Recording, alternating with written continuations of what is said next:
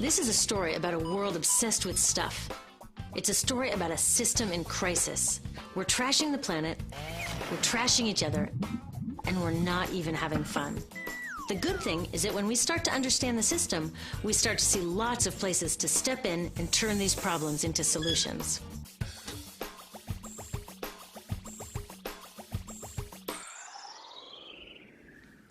Can I tell you, I love my Pantene Pro V. Of the dozen or so personal care products that I use every day, it's the one I can't live without. Says it gives my dull hair the ultimate cool shine.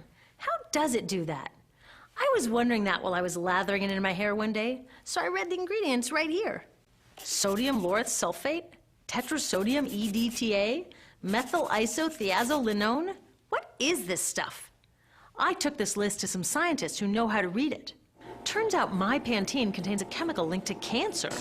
And lots of other products in my bathroom, from sunscreen to lipstick and even baby shampoo, also contain chemicals linked to cancer or other problems like learning disabilities, asthma, and even damaged sperm. Like most parents, I try to keep my family safe. But now I find out my bathroom is a minefield of toxins? What are we supposed to do? To find out the answers, we have to go back to one of the key features of our materials economy: toxics in, toxics out. If, at the factory, you pour toxic chemicals into a product, like baby shampoo, you're going to wind up with toxic baby shampoo, and toxics in workers, communities, and, babies. So let's take a closer look at this toxic outrage where it seeps into our lives every day, in the bathroom. The average woman in the U.S. uses about 12 personal care products daily. The average man, about 6. Each product containing a dozen or more chemicals. Less than 20% of chemicals in cosmetics have been assessed for safety by the industry's safety panel, so we just don't know what they do to us when we use them. Would you fly on an airline that only inspects 20% of its planes? Of course, not all of these chemicals are dangerous, but we know that many are. Some are carcinogens. That means that they can cause cancer.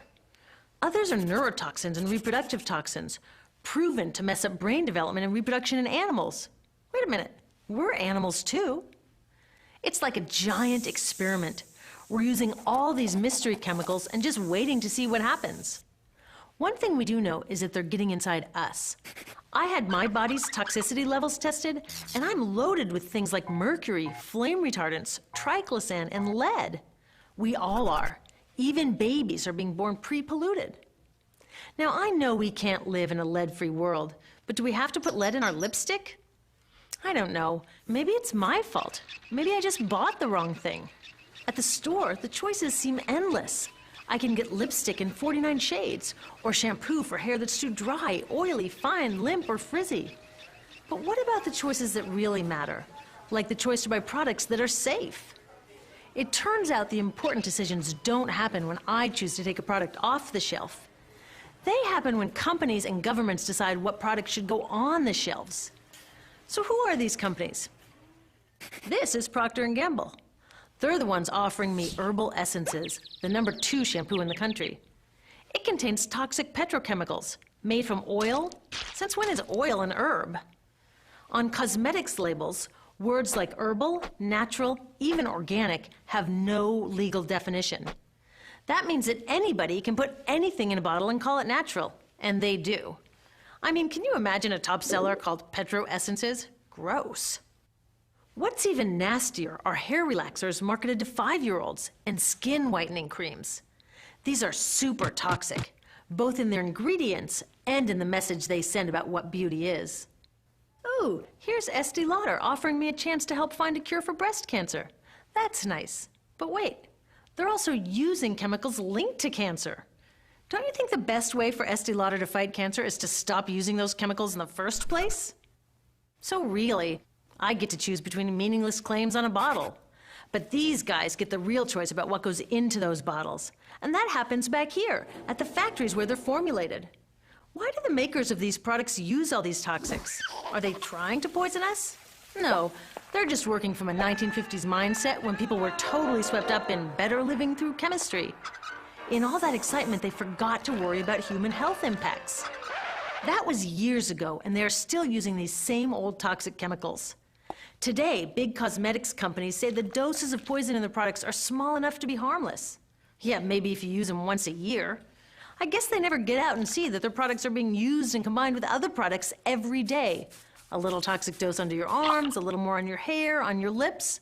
And workers in nail and hair salons get dosed all day long. So the industry is used to doing things this way, and they can. Because even now that scientists have linked the chemicals they're using to all sorts of problems, there are no laws to get rid of them. You're thinking, really? Come on, nobody's making sure that the stuff we smear all over our bodies is safe? Nope. The FDA doesn't even assess the safety of personal care products or their ingredients. Since 1938, they've banned just 8 out of over 12,000 ingredients used in cosmetics. They don't even require that all of the ingredients be listed on the label. Now, this is an example where we can all agree a little more government action would be helpful. This lack of regulation leaves a huge hole that the cosmetics industry is all too happy to fill. They set up their own committee to self-police their products, and compliance with their recommendations is voluntary. So the cosmetics industry is making the rules and then deciding whether or not to follow them. So you see, it isn't our fault that these toxic products are in our bathrooms. It's a whole broken system that's ignoring the simple rule: toxics in, toxics out. But we're not helpless. There are resources online that we can use to protect ourselves by identifying the best possible choices in the store. But the real action is with people working to change the system. Because if we really want to solve this problem, we got to start here with these guys. Women, parents, workers, people all over the country are demanding that Congress pass a new law, giving FDA the power to make sure that our personal care products are safe. We need common sense laws based on the precautionary principle. That means that when you're dealing with hazardous chemicals, just err on the side of caution. Let's not debate how much lead should be allowed in lipstick. Just get the toxic chemicals out of our products. Smarter laws would force companies to get past that old 50s mindset and figure out how to get us all clean and shiny without toxic chemicals. Can they? Totally. Many responsible cosmetics companies are already putting safer products on the market. Green chemists are developing substances that are designed to be safe and non-toxic in the first place. European governments have required the removal of many toxic chemicals, and companies have figured out how to comply. When cosmetics are reformulated to be safe and labeled honestly, then we can feel comfortable with the choices available at the store. We can choose bouncy hair or full hair, shiny lipstick or matte. We can even choose to feel beautiful without using 20 products. But we'll know that whatever we choose, the most important choice, the choice to be safe and healthy, has already been made.